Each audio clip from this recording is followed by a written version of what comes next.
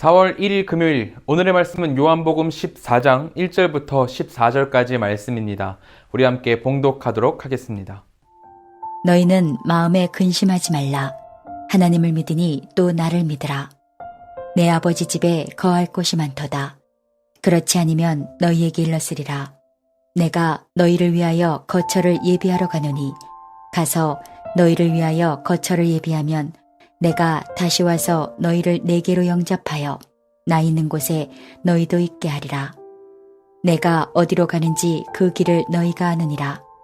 도마가 이르되 주여, 주께서 어디로 가시는지 우리가 알지 못하거늘 그 길을 어찌 알겠사옵나이까. 예수께서 이르시되 내가 곧 길이요 진리요 생명이니 나로 말미암지 않고는 아버지께로 올 자가 없느니라. 너희가 나를 알았더라면 내 아버지도 알았으리로다. 이제부터는 너희가 그를 알았고 또 보았느니라. 빌립이 이르되 주여, 아버지를 우리에게 보여주옵소서. 그리하면 족하겠나이다. 예수께서 이르시되 빌립아, 내가 이렇게 오래 너희와 함께 있으되 내가 나를 알지 못하느냐. 나를 본 자는 아버지를 보았거늘 어찌하여 아버지를 보이라 하느냐. 내가 아버지 안에 거하고 아버지는 내 안에 계신 것을 내가 믿지 아니하느냐. 내가 너희에게 이르는 말은 스스로 하는 것이 아니라 아버지께서 내 안에 계셔서 그의 일을 하시는 것이라. 내가 아버지 안에 거하고 아버지께서 내 안에 계심을 믿으라. 그렇지 못하겠거든 행하는 그 일로 말미암아 나를 믿으라. 내가 진실로 진실로 너희에게 이르노니 나를 믿는 자는 내가 하는 일을 그도 할 것이요 또한 그보다 큰 일도 하리니 이는 내가 아버지께로 감이라. 너희가 내 이름으로 무엇을 구하든지 내가 행하리니 이는 아버지로 하여금 아들로 말미암아 영광을 받으시게 하려 함이라. 내 이름으로 무엇이든지 내게 구하면 내가 행하리라. 오늘부터 우리는 요한복음을 나누려고 합니다. 오늘의 본문인 요한복음 14장은 예수님의 마지막 만찬에서 나눈 이야기들로 이루어져 있습니다. 예수께서는 13장을 통해서 제자들에게 새 계명을 주시며 서로 사랑하라 말씀하시고 이 땅에서 떠날 것을 예언하시죠. 예수님께서 하자는 대로 최선을 다해서 따라온 제자들이었지만 이 말, 예수께서 떠나시겠다는 말을 들은 제자들은 몹시 두려워했습니다. 왜냐하면 예수님 없이 예수님이 하시던 일을 한다고 생각하니 막막했거든요. 주님은 하나님 나라를 확신 있게 선포하셨습니다. 바리새인들이나 종교 지도자들이 예수님을 죽이겠다며 열변을 토해냈지만 예수님께서는 목숨이 위태한 그 상황에서도 하나님 나라에 대한 바른 진리를 선포하셨습니다. 그리고 눈먼 자를 눈뜨게 하고 오병이어의 기적을 일으키시면서 이 땅에 그 누구도 행할 수 없는 능력의 손을 보이셨어요. 제자들이 봤을 땐 그야말로 큰 산이었고 기댈 언덕이었던 겁니다. 그런데 제자들 스스로 자신을 돌아보면 예수님과 같은 그런 능력이 없거든요. 그래서 주님이 떠나신다고 하자 두려워하고 근심했던 겁니다. 하지만 예수님은 오늘 14장 1절에 이렇게 말씀을 하십니다. 너희는 마음에 근심하지 말라. 하나님을 믿으니 또 나를 믿으라. 예수님은 근심하고 걱정하는 제자들에게 믿음을 가지라 명령하십니다. 사실 예수님께서 행하신 바른 복음의 선포 그리고 온갖 기적들을 행하심은 이미 예수님께서 제자들에게 허락하신 일들이었습니다. 이미 제자들이 눈 앞에 두고 있는 예수님이야말로 다른 어떤 것으로도 대체할 수 없는 참 진리였고 기적이었기 때문이죠. 결국 그들이 이렇게 두려워하고 근심하는 것은 예수님을 믿지 못했기 때문이었습니다. 믿음의 부재로부터 기인했다는 거예요. 믿음이 단단했다면 예수님의 명령을 따라서 힘찬 발걸음을 내딛었을 텐데 믿음이 부재했기 때문에 근심과 걱정부터 시작했던 거죠. 하지만 우리가 모두 잘 알고 있다시피 주님은 결코 우리를 버리지도 떠나지도 않으십니다. 히브리서 13장 5절입니다. 그가 친히 말씀하시기를 내가 결코 너희를 버리지 아니하고 너희를 떠나지 아니하리라 하셨느니라. 주님은 절대로 우리를 홀로 내버려 두지 않으십니다. 우리의 머리카락 개수도 다 세고 계신 우리 주님께서는 언제나 우리와 함께 하세요. 아브라함이 두려운 마음으로 주님이 알려주실 땅으로 걸음을 뗐을 때도, 요셉이 애굽에서 온갖 어려움을 겪으며 좌절을 겪어야 했을 때도, 스데반 집사님이 자신을 죽이려는 그 수많은 사람들 앞에서 바른 진리를 선포할 때에도 우리 주님께서는 함께 하셨습니다. 예수님은 주님을 믿는다 고백하고 나오는 자들에게 뒤돌아서시지 않으신다는 겁니다. 그런데 제자들은 이것을 의심했고 두려워했던 겁니다.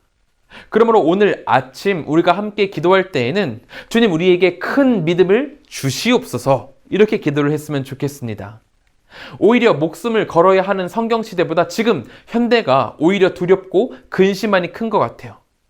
모두가 머리를 싸매고 코로나를 어떻게 이겨내야 할지, 우리의 가정의 경제를 어떻게 해야 할지, 직장 생활을 어떻게 진행해야 할지, 수업을 어떻게 들어야 할지, 수많은 것들이 우리로 걱정, 근심하게 만듭니다.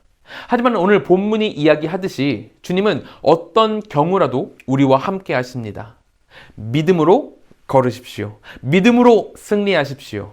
주께서 계획을 가지고 우리의 삶을 이끌고 계십니다. 예수님을 굳게 믿는다면 예수님께서 약속하신 대로 하나님의 위로를 받게 될 줄로 믿습니다. 이 모든 것들을 신뢰하는 우리 모든 한가름 가정들 되기를 진심으로 소망합니다. 다시 본문으로 돌아와서 주님은 우리 신앙에 있어서 가장 중요한 말씀을 하십니다. 6절입니다. 예수께서 이르시되 내가 곧 길이요 진리요 생명이니 나로 말미암지 않고는 아버지께로 올 자가 없느니라. 예수께서는 주님 자신이 하나님 아버지께로 나아가는 유일한 길이라고 말씀하십니다. 예수님은 참된 생명의 길이시죠. 진리이신 예수님의 말씀에 순종하고 생명이신 주님의 삶을 뒤따를 때 우리는 하나님께로 가는 길 위에, 그 바른 길 위에 서게 됩니다. 인간의 죄는 하나님께 이르는 모든 것들을 상실하게 만들었습니다. 하나님께서는 아름답고 조화로운 창조를 이루셨지만 창조물인 우리는 하나님을 거부하고 죄를 저지름으로 아름다운 조화를 깨버리고 말았죠. 그 결과로 우리는 하나님께로 나아가는 길을 잃어버리고 말았습니다. 하나님께로 나아가는 자격을 박탈당했어요. 참 진리에 대한 목마름만 가득한 채 그것을 해결할 방법을 구하지 못하고 있었던 거죠. 그런데 그 절망 가운데에서 예수께서 이 땅에 오시고 친히 내 앞에 나타나시고 주님께서 바로 그 길이라고 말씀하시며 따르라고 손 내밀어 주시는 겁니다. 제가 수차례 해외 배당 여행을 다녔는데 그때마다 길을 잃을까 걱정을 하지 않았던 것은 핸드폰에 지도와 내비게이션이 있기 때문이었습니다. 처음 가는 목적지지만 그럼에도 제대로 된 내비게이션만 있으면 목적지에 아무 탈 없이 도착할 수 있거든요. 처음 가는 곳이라도 나를 인도하는 내비만 있으면 반드시 도착할 수 있었습니다. 그렇듯이 우리는 비록 지금 하나님이 계신 곳을 모르더라도 예수님이라는 참된 길잡이를 따른다면 하나님께로 바르게 나아갈 수 있게 됩니다. 우리가 더 이상 할 것은 없습니다. 그저 예수님 곁에 바짝 붙어서 그분이 이끄시는 대로 따라갈 때 하나님 앞에 서서 그 영광을 바라보게 되죠. 그러므로 오늘 아침 우리가 함께 기도할 때에는 참된 길이신 예수님을 바라보기를 기도했으면 좋겠습니다.